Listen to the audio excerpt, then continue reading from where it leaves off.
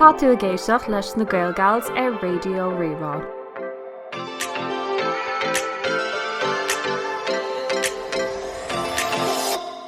Fáilteas gach duine tá si bh éisteach le Podchraoladh na Gaelgails ar Raidió Rí-Rá is Mrs. Sinéad agus lomaniu tá. Alswyn agus Clíodhna. Well, a chalíní chunas táisibh chunas mar bhíhór seachtain go dtí seo. Yeah, go má actually anna ciún agus anna ledránach agus tá aimsir go háis agus mohíonn sé ar nó scoilmuid a láir an Gabriel na Raidigan nus gom fiúse thuas i gú go láin ach tá aimsir an seo soch i fásach le déine, but sila gom go méid de aimsir agan don deir seachtainna seo and yeah, tá mé seachtainna dul go bra céir fiúse. Go is breála í nóirtá sé churbáistí curn an cúntas aimsre TG cethir tweetach tá aimsir le emoji de cat in í tá aimsir cat. Yes, tá sé cat. Is brala mé sin an tainre a thugann like dogus dom agus é churbáistí, but yeah, tá aimsir ú fásach. Bhí mé amach ar siúlaid le carlumm ar rinne seachna agus scarfam, le fearm sa scarfcab. Agus bhí mé ag an ócáid sin ag club an conirtha ag an deir seachna agus bíarm sa scarfa thugalm bhí sé có fór sin like imi bealtainna tá sé crackáilta. But yeah, bhí seachtain den sco gom agus bhí mé an aird sult as an ócáid sin agríthe ag club an conirtha tá siad le mola go chuir na spéire chuiste an club má iad. Bhí sé ionach an méid sin le bhfuilgóirí eáil a ríis agus bfuigh sé ar nó gná ócáid a bheith an sa gnásil so há sé mórlam. Chunas mar bhí do seachtain á? Bhí sé tá se an bhallart is thurmar sin isis mé agus ní bhaid mé ag teachtamach as nó cail gotí go mbeidh vaccín agam, so tá mé fásáil an thumar fád ach leis an aimsir tá sé cinál le brahan sé ar an lá ornta bíonn sé jazz agus athraonn sé le gaúpla ó léig freisin agus sin rud a chun isteachar mar ní féidir le pléann a dhéanamh like racham mé rachar siúla ó ná tá ag stalabáistí fao láthair, so yeah, Tásúla go maiid saoir jazz agan in ónid mar bhí bealtainna an jazz agan an uirí ach ní raibh an saoir coínta sin, so tásúla gom gur an bhallart an. Yeah, tásúla gom cos de ná nach é nar bhíon an airteiste siúil go míon am siúr go ach ní raibh sé mar sin an nuirí ach tásúla gom go dtucha sé sin ar am líon agus de ná mí man fuór bíon I'm sure goálan na mí man fuór nar tá dína fiile ar scáil agus ar an scáil agus ar an obair agus car sin, so tásúla gom cóimiid an de I'm sure i mí mehebh agus bealtainna mehebh agus uil agus lúnasa am lína seachas na mína eile. Mé trasna an bhfuil rudéigen an bhfuil si bhrídig tnú le déanamh faoin rion faoin rion ag tatnamh sa spéir le linn an teirig. An bhfuil rud cinnta an you're like yes, tá tnú sin dhéanamh faoin rion. Sílam just bula libse agus like limachard ar fad agus like fiú na daoine sin nach fecinn tú iad ach amháin ag imití gcualacha nó ag ócádaí ar le agus go méid de agan like just catch up beag a bheith agad lo agus just faoi aon rud atá éis tarliú na saoil nachhacha tú ar na man síalta hena hain, so just ag tnú mór lei sin really just daoine mar obviously like bí me deagháil libse an tamar fad agus ach bralam si bheith eá ach an sin na daoine eile like nach mín tú i deagháil lo cominic sin just na acquaintances mar deartha Sprála mé sin. Céir fuid alhfuil tú tnú le rud cinn dhéanamh faoin rion le rud faoi le i dhéanamh. Barálan just dul go curchaig agus dul ag snáb. Like is féidir an fao láthir ach just mar galar an aimsir agus gachród. Ach ggóir leihinn de surbheith sé jazz dul híos agus dul gotíí an trag scacard agus Barálam just dul ag snáb san airge mar hatan sin go mórlam an airí rinne mar éúpla óir le céile, so yeah ach mu súil leis an am sure a bhaid an tásúla an mercrata. Tom ag snú libse a eáil sa fearhill. Like tá sé actually crackáilt in nurs míín tú ar níach mar céile ó like wash mí lúnasa mí man for? Yeah, mí man for I think. The fearhill? Mad. Actually, bhí mé rá ar ceartún like nóméid de cúnas a ghlacha ar son Oireachtas na saona ó IP. Ní féidir an déile lei sin, so tá mé actually grá am hain nach chuid sin Ireland níor thula mé an nuach sin sin freisin. Like honnig mé na Twitter fad agus like bhí sé léite agam, but ní ra like processing déint agam ar fatábal in í.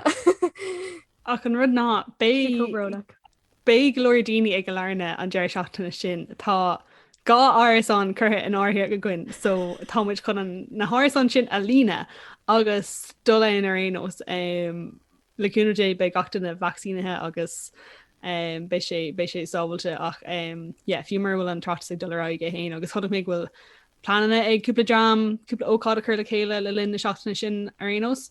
So bheith sé sin go má agus cholah mé glóirdaine eile ar ní man síalta rá nó céna ghfuil loistín chur an áirithe acu agus bhil siad chun dulga cill ar éon so bé pring sa gin sa charclós sa Glen Eagle leúna dé.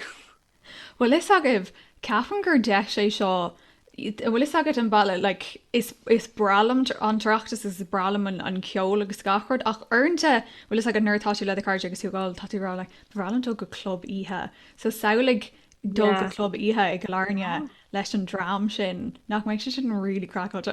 Agus like pubráíhan of like cos tá an éiri sin tá éiri sin te tarne ag lána freisin so dit like cá vis cá recommend agus mu Jane yeah.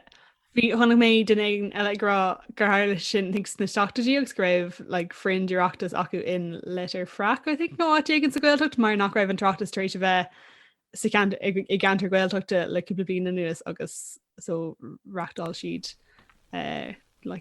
friend iireachtas nó kind of like anti-iireachtas nó. Well it's just muin sin na Gaeltachta I think a bhíon just gur agrigh siad ní liscom an bhfuil an áit ceart gom I think it's letter frac but ní liscom nó áit I think it was Conamara áitigin ach gur agrigh siad é marall greibh an traachtas le bheith bhí sé taréis bheith i maiile clia na cúpla bliana nuas so déadach an céine a hála i maiile clia taréisdómh an ar ná taréisdúin an turas go chláirna dhéanamh like bliana ní chéile. Just like nachhfuil me ag tmáint ar fa ar cléig so tá just chun ar nreachta sé bheith a gan i maiile clia. Is brala mé i golóirne though like ní an níorhat an céim in City West lom. No, níor sin mar an ggéine. No, bhí sin níos bhí an céim dearnach City West ní bhád níos fear ná an céim rih sin in City West. Fiúne ar nos. Bhí labí a gcuin ná bhachla seomra bhí labba nach raibh genta as aimime a gcuin. Oh, Ceylon Maclean. Yeah. Madidir le balúcán mór na Nuail segue. An jabhar a bhaid idir lábha agan inniu ná Choláistí Samhraidh cos sílam gurbééis sin an áit a chusaíonn really gachtainna gach ghail really well ní gach ghail cos obviously tá counter na Gaeltachta an but like na nua caintear ag scacard tasíonn or náisiir bhfuil get amach sna Choláistí Samhraidh agus is cnáspórne é do anna chuid gweil carbastómh agus cáhfuil na cinál réittá acu agus tá tú mar leis an pléisio agus ansásta le bheith anseo mar onidí Coláistí mar is minic bhíons anna chuid stickfeite ag mítar lurgan agus níl mé sásta lei sin le roimuid fao na cuimhníí ar fád tá agan agus tam buzáfaí so I dús spoir dúirt mé gur as I suppose Coláistí lurgan dom agus like carbas dit sa aber Clíodhna. Well, yeah, so is as Choláistí Joseph mé I gil Ciarán I gil Ciarán na Conamara drasla mé ann I gabhas a 2 agus gabhas a 3 agus a rís bin an áit ar bhuascail má stocha mó spéis nó marrád an teanga I gceart agus an sin daibrig mé mar chinare I Gláiste Richard Barryd in achléim a gun do bhuio so bin cinnta na Gláistí a bhí ag gélinn so bhí sé like tá sé in acha le Chláiste Uisce but literally bhí sé nós like cos obviously dahan gachta na Chláiste Uisce but like ní rahan aon duine an Chláiste bheog seo agus díanú é literally an bblion tréistom a bheith ag gobar ann ach yeah in Maláristí is as Choláistí Joseph gil Ciarán / Carna I go to Mara. Anha agus Alswyn tá sé seo cosúla bhfuil ag nar casan tú ar punkán agus tá siad gorá céin old school in ríisiad wrestler like Harvard I don't know agus dearann siad an sports team. Oh my god do you know what tá sé ar nós like lads in dia cahar ag léir faoin scoil in she like do you know like oh draslan me sé ar the rock no like it's as Coláiste own me no Gonzaga for life, do you know? By Dino Clash own Masla agus ní school pretty much. Yeah, I know, but well is a good like going oh Clash own hill. Bronner and Rory, but well is a good community untamed in it. So is as well drastra mé ar 3 Chláiste éagsúil Excuse me. Díal seach tá an díal seach á. So an cé like drastar mé ar cuasa don chéad ó agus méid dulasteach sa bhanscoil, so bhí mé ddíircééis an bonscoil a chríicnú, so mé an óg.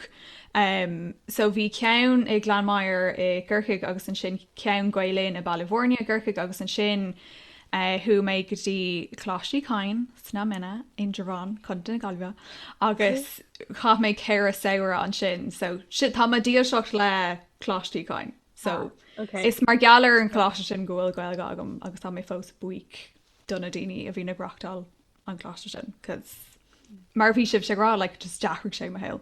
Tá sé com golóir más ru gur asal tú ar chéanháin acu le ceir éire in dhé le go méid an díalteach sin agad dómh. Cé I mean tá na gansathe ar fád fós agam cé nachhfuil gá tá just go máis méid. Agus is bralam go bhfuh bhí an seoir a gin in gáileh. Seacha I know gur chatú bliana mu but fear. Hop sé mad cos like tá má díal seacht is léir le Coláistí ach ní rastal mé ar chósa an ach ar fablina like cún mé an ar fablina agus bin é ach bín códígur soach like ar rastóin, you know, agus like til a play gwyn mar sin ní stéine agus cén fá nachhfuil an stick tilta ag Coláistí but tá sin éidir sa gráseo mar tá is eici go maiid mis garan. I gcóí I know go much chun leir mí ní Jenny ach I gcóí braham ar Coláistí ar nós like Camp Star ó Campracht 2 gur bin na daoine le like cameradóí profisiúnta agus na sáilte agus an I know like nachhfuil an target ag gach duna book grave like an muoine wacu le rudí mar sin dhéanamh, whereas like muidne it was like tá like Carolí Road nachhfuil punctured agan aniu le bheith gimmert pelle like sa close. So bin an bailach go brahmain ar Coláistí Logan Gulture knows like na Camp Stars idir na Coláistí Samhraidh like Mas ru gon ortú sin lom rih ré bheith intro mór mílta réitiag an le seach sa fud tréile like lurgin an déire. Well like Mas ru bhfuil duine igen ag éisteach linn agus nach digan siad céir atá gceist le Coláistí Samhraidh. Bhfuil duine agah ag géirí chuirsíos University like céir is Coláistí Samhraidh an. An míú bheith agam sa ná obviously like nuirtáú dí éagóir agus tá géirí like níos má gailge elam so chuirte chun na gailteachta thu chun bheith tomthe sa teanga agus le daoine choí leata ach an sin. Is tóga gur like is scolanna bheoga iad i máach éigen agus fan tú san áta bhfuil an Coláiste agus bíon tú fannach le banantí agus le teile agus sin bíon like I don't know if Sue's Cabator like Jetner Delta Ellis the chalk kind of lads so she knows like camp American or digging Martian go mean an irritant Dini Hart and Shane frostly into Aaron Clash got law och digging out imagine being like Rogan and Gael agat so Aaron Ramadoch agus air cuid na Coláistí Jen she like piece of like literature le whole done art test but ní got Ken agus and Shane being sport and Citronona not mean being like sport no like émochtí beaga so bíon like sport no beidir ceol no alí no rudig mar sin ar bun tróna agus an sin degan á gach ihe bíon céalaí an agus bíon na téimi is crackáilte ag na céalathe. Bhí like bíon like céalaí na gundithe agus so caian tú gansaí pelle ó a chundé nó ó a hir bíon like céalathe like Hawaiian agus like bíon like na téimi seo le agus bíon si crackáilte agus just bíon an irtin sprí agad an bud fel mín tú like daus a gohéach agus an Iráníocht agus gachar mar sin freisin. Bud agus an sin bilú tú like leis an ir sin carriage freisin agus like féidir an príomhaimetá anná go mín tú ag leirt in ghilge don trí seachtainna ar fád agus gur bhain tú deis so go bheith tomthe atangan le daoine ar choí leata ar fá trí seachtainna. Agus sílam gur díal mór de anna chuid daoine a rah spéisciú sa teanga aber sa bhanscoil, bud nach raibh deisciú bheith timpeall an gailgur támarrád bin an céadúir dún ar fád I'd say gohachamer an ghilga mar chean go bio agus mar chean go hóisiiltá tá sin fíorhabhachtach agus is sto go bog mid rainis chuig na deascéiltí atá aguain nó na cuimhní is mótá aguain ó na ghilteachtaí agus an am a chahamar an so an bhfuil deascéil fuiile aguaibh bhil bhí reintlin.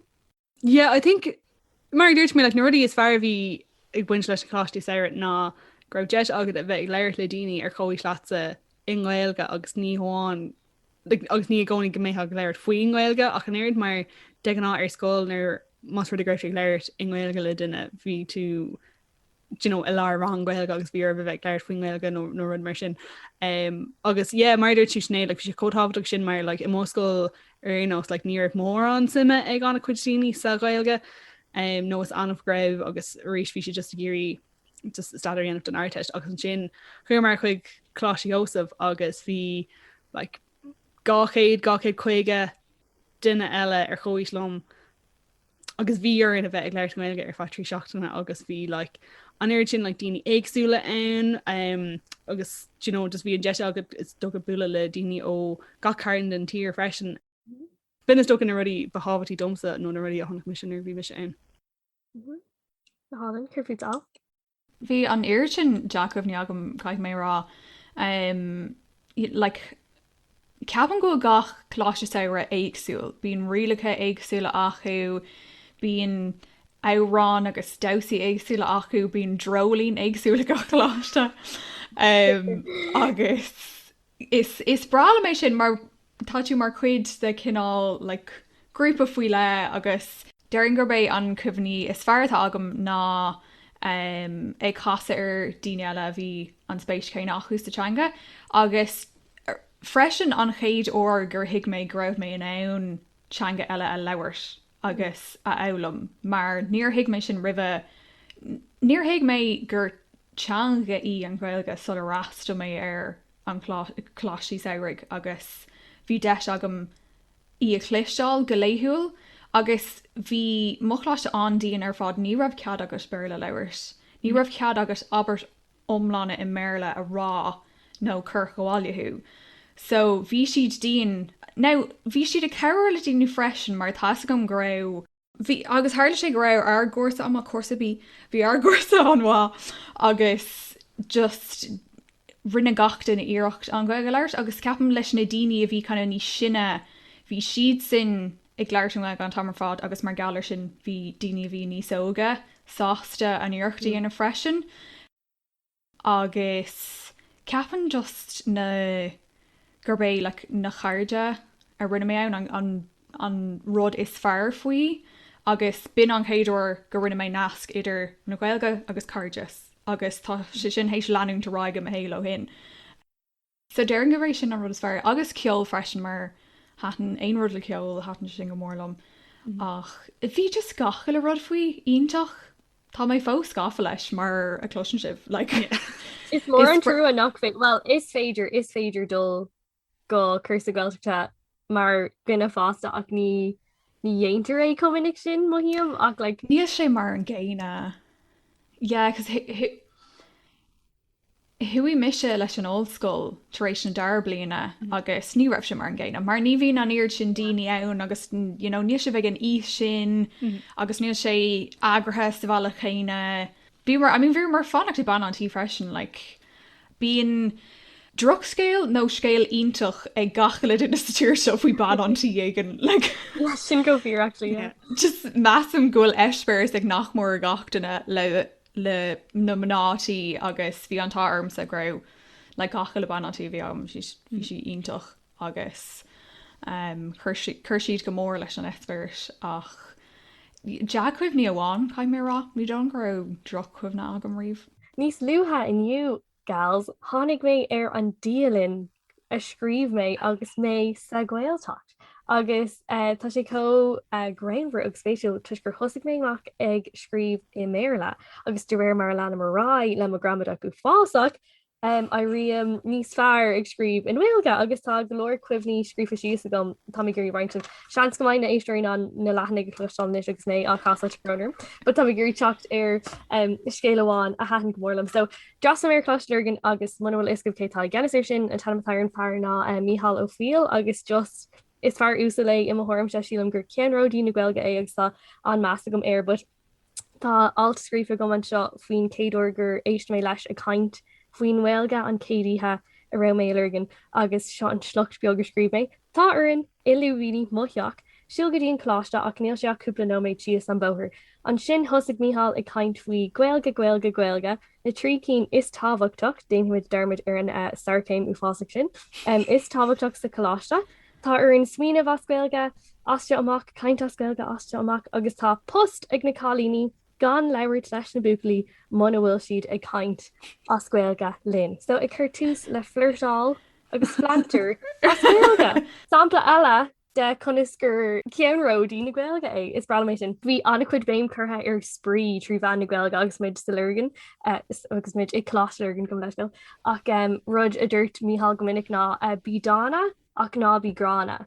So bí sprígat, but ná é th fór leis agus hahanú sin gomórlam ag chláslergan agus ar nóí rinnemar na físeán ar fád bhí mé i gá físeán, weird flex ach Superstar. Yeah. Superstar réalt mór. No tam le feáil a ceanháin agus níl mé le feáil sa cean eile agus bhí mar ar an trád an ar fád agus crit leis an bhuacht agus níl mé fiú le feáil sa bhí seán ceol so bhí mé le ceangal bhí sin chun níorrá. Tam le feáil sa cean Stay With Me Sam Smith. Cé gohfuil mé le feáil sa bhí seán Stay With Me tá cuma cóbrónach gom. Le ceapá nach ra na trí seachna is fear a héile gom agus mé an. Ag fécinint ar an físeán sin tá cuma iníos le bríarm níl si go so ní bhil hindíh fécin deir man nó sé feici a goh ná tegus. Iireachta ginmh mé agáil sa bhíseán luúan seo live screening de físeán lurgan ar lehanana gohfuil gals.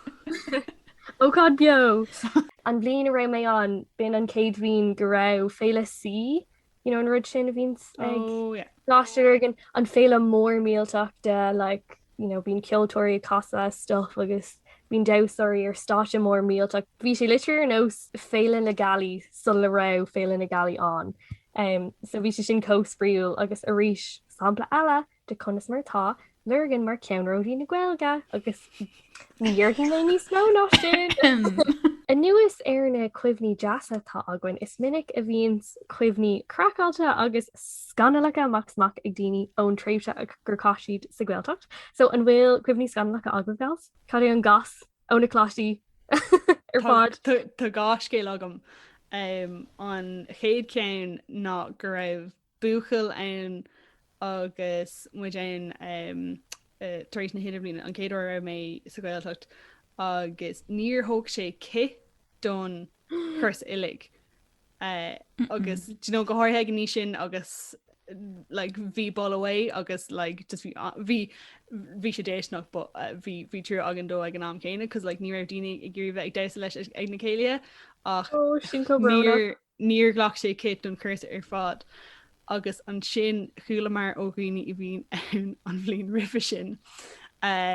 Gur I think it was an tochtú lá is just sa chóirsa bhairrtaigh sé cé a ghlacha ach an sin chuí na lád isteach sa cé iní agus bhí just cac allmhór in san cé agus fuair sin las an cac sa cé cáil mai agus nó sé just ú fásach mar scéil Tá méid sin ceisna gom tá méid sin ceisna gom ach níl mé gur na freigraí chlostal agus I don't think gon na freigraí agam sa dit cai mé rá bhí sé ú fásach agus an sin an dair scéile bhí agam ná nuair bhí mé ar scóil bhí grúpa cairde agam an bhí bliní sinna ná mé so aber bhí me se sa chuúgur blin agus bhí sian sa sé blin ach churméróid mar ní raibh cead ain ar bhón póca bheith a gin don chusa ar churbis so bhí ar an litrica is scríb bháile. So chuirme se an seola suas ar Facebook taréistem cos bhí mé just agra ní bhéh fáil aga mar an fón a bhín si bhí gurí litir scríb pigin seola seo seo é agus scrimlumsa. Bhí mé sa halla mhór it was taréis na rangana agus bhí me taréis pacáiste aáil ó agus níras gom KVN so bhí me taréis kind of pacáiste aáil agus dus go mé é ó scóir gachtainna agus an céadród ar haing mé amach as an pacáiste ná busca cuscíní agus budéil lúb agus an bhí carta ann and it was like céir bhíon in it's like a más troir duine atá in trísum más burt duine atá in túsum cílíonn sin ghfuil tá a handsome agus like daoine like nocht ar an rud freisin agus like bhí mis sé bliana déagdíis sé 7 mí déagdíis agus bhí mis an aimimscé an am sin freisin like ní ra mór an sama ag na buglí anamsa ní raibh mé có like caiintach sin ó mar sin and just bhí grúpa in the lads just because bhí like muidir seasamh i líntí like sulla ra an doháile agus bhí teach na buglí an achalumsa agus bhí si just like ag stán arms and I was like oh my god bhí me just géirí bás all ag an am sin. So sin an kind of an dáscéil grandfir atá agamsa. Cé a cheolíd cogus de cair scola? Má cair sáile, cos bhí siad in ní sinne, so bhí siad in a lig like 8,000 so bhí siad naún coscíní a ceannach nó go béad and yeah, cheol siad thugam iad, agus bhí si just géirí mis nóir, but it's just my alga hermis ar Facebook é. Yeah, bhí mé có nóirithe. So Bhain nóirithe aige sin. Yeah, tá sé bhí sé just i fásach like agus ag gní sin freisin agus like it was just raibh mu just a hala mór in refer mar an post agus bhí teach na buclaí dír gan achlinn agus bhí siad an hunlach siad in it in there like bhí siad le like kind of a goir and I was like oh my god. Ní léon rud níos measa ná ród uafásach ag teirlún sa hala mór mar tá gach duine ann ag an am céine a tú hééis rud ag an acur gribh na dom. Bhí nílas an céim frá go raibh an cinál choras seo agan ach leis an níochanna dhéanamh so thugam ar fád ar chud éadí salacha mála a bháin don teach agus ceap nó beidir go mé mí ceart. Tháinig sé nó tabbronam, tháinig sé arráis ar fád ag cinál inéon bhála a bháin don teach. Ceapam, seat go mé mí ceart agus just beidir gur cúparód measca suas ach bhíarín an na héadí a sóirtáil sa hala mór so bheith literally na chalúnim like sin fóhríistí sin cé first agus ag chur a céad fan géid a hála sin níl méid déine suas like sin rud a bhíar in dhéanamh agus mar geall gur hána gach go arás ní ar na manátí an níochan éadí bhí siad chur amach go dtí drá meile. So bhíar literally like 80% lei sin slumtation. Like so like an raibh go full 80 habar scacard like a hang amach goes chuir gach duine?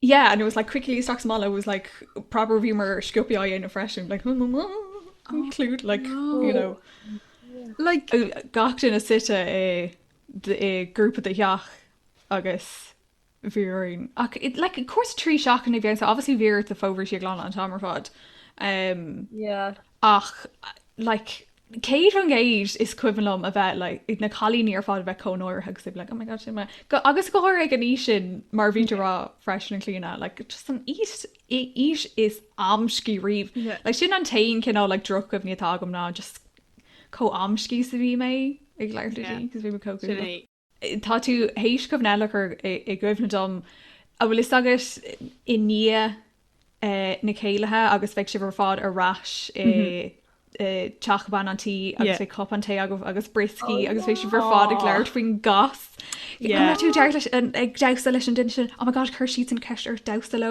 an like na ceisna seo bhna oh my god ar bhógú an din sin agus an méid sin sprí and you like oh my god tá an leanún sin le chéile agus like an stuff sin fan just Current sin actually rud eile a gomna domsa because rinnemuidna obviously an rud canna céine like egan mór agus bheith an banatí a géisteach linn freisin bheith si like Jesus like bhí si gurí like fálamach cén gasbhéin agus bud is cuimlumsa because obviously being like Nick Mortis Iráníocht agus gachar mar sin in freisin grámachrí bhuaigh mé 3 bliana ní a chéile mótheachsa agus nuair bhí mé mar cinere bhuaigh mótheachsa an Mortis Irantí just saying gohfuil like an táideag armsa ach an chéad bhlín an rud a rinne mar ná scríomh mar like Éireann but basically bhí si bunithe faoi ar like na daoine eile sa Choláiste na ní raibh si like go donna nuair cuimhnútí ar scribhan lumsa like na lyricí ar fad so it was like trí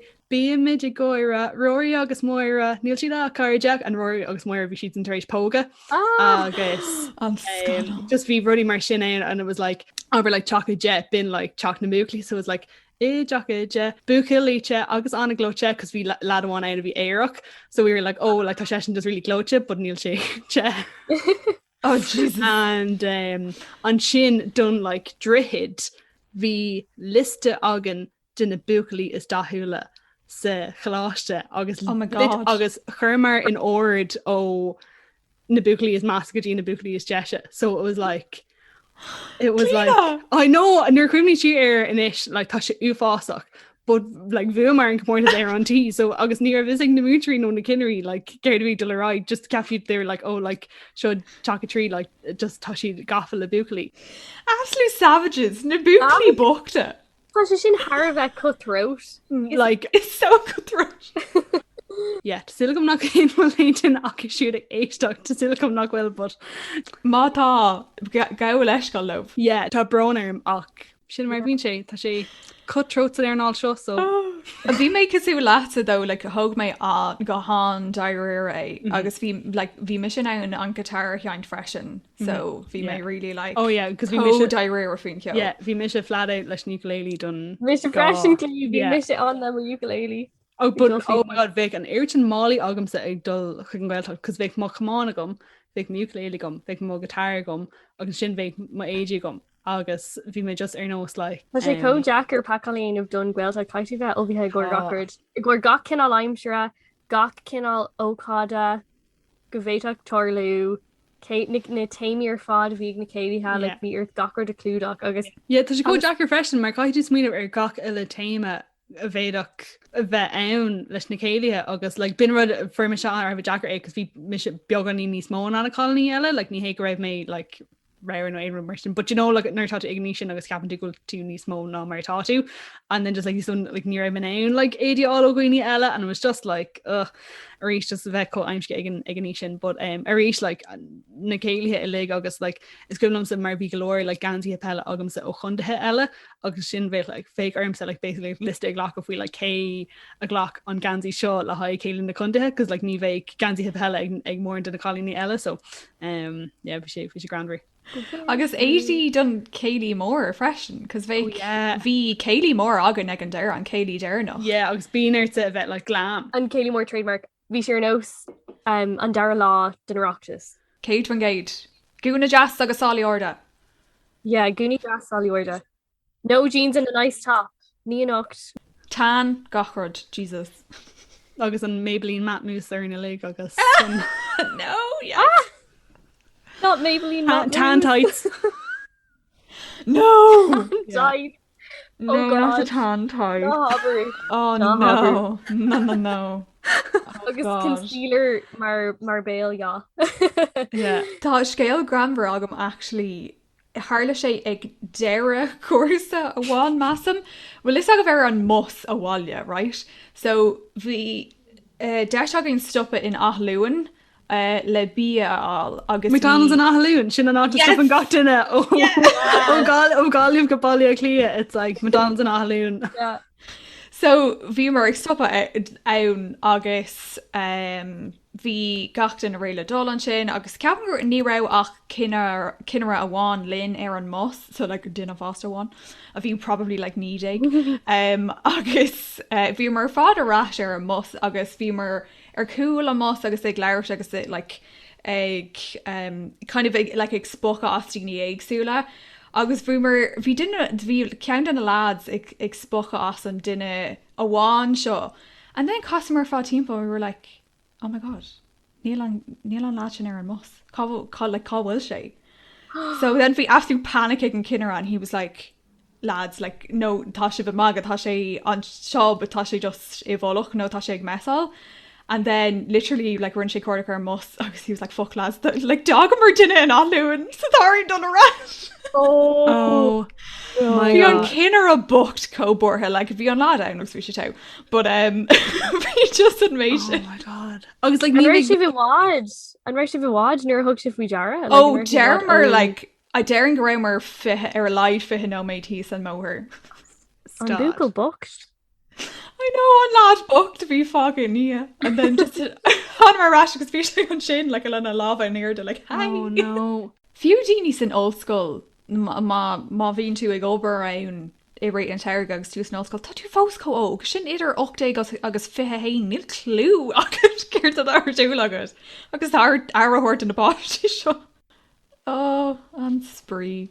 So ag léir faoi ar scéalte hain tá muid trééis golóir scéalte aáil ón ar landthirí faoi na deach cuimhní agus a rís na scéalte granmhre a hála dómh agus iad san na Choláistí Samhraidh. So léimiid amach cúpla chuid acu so an céan an seo dúirtíad buil me le chaide is fear ann an gábhí le sa 7 agus bin rud bhí mar le faoi níos luúthe agus an cairde síana tú nuair tátas na Choláistí Samhraidh agus freisin le nuair thugann tú an choláiste is in like an old school agus nuair tá tú bualadh le daoine nua agus tá siad an cairdiú le duine ag an eile ar bhúil tú los a Gaeltacht agus an kind of an nasc sinna dhéanaan tú le gach le duine sa tír gur rastal siad an ar an Gaeltacht nó gur rastal Carlo ar an Gaeltacht céine lata so tá sé sin speisialta ar fad. An dar cén seo cén Harbh glóte ná bhfuil mo hisismóthir le chéile sa Gaeltacht agus iad 7 díis agus tá siad go fóla le chéile sin an bhringlóid.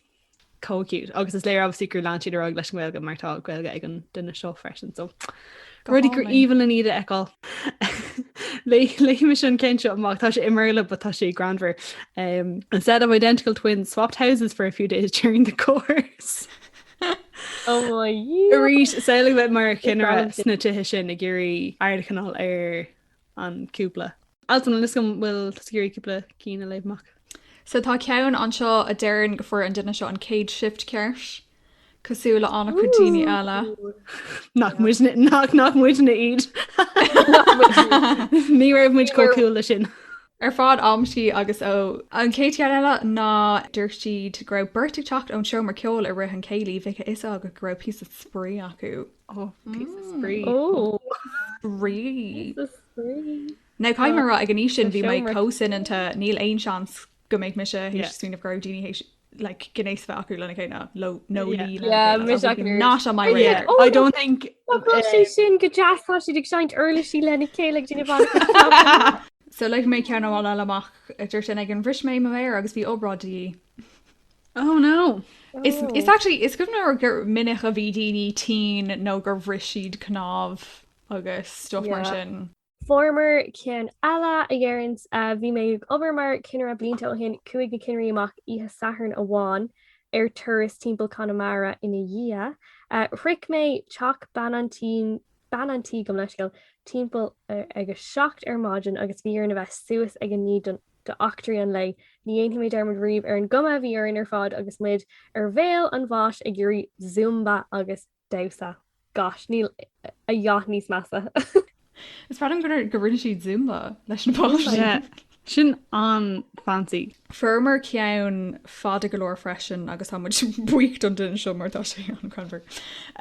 So deir siad dras a misir a chusa caiici sé gabhfuil sa deoigh agus bhí leithmaí ón scóil céinelum agus le eile ó chundé eile. Láháin bhí misigh siúil an chiiste na chuig an seomar lepa agus chuúla mé banantí ag leir lehí féin sa lehuiris leis an duras oscailta. Ní raibh an caintrós tholéir ach chuúla mé na focain agus siit an chuid. Leis sin bhí si cuimilt ar an orlair le rud a chéint níos déine iní an duine bhí leat an teach ó chundé eile ag ggóir le chéile agus ag déanamh mag go faoi duine amháin acu. Down an midstrééis sin gur chur ceachtain ag an bachar an lehras agus gur hála tiile sa seomar fóca. Hés cé focail le bhéidir scéil tuní fao ceach.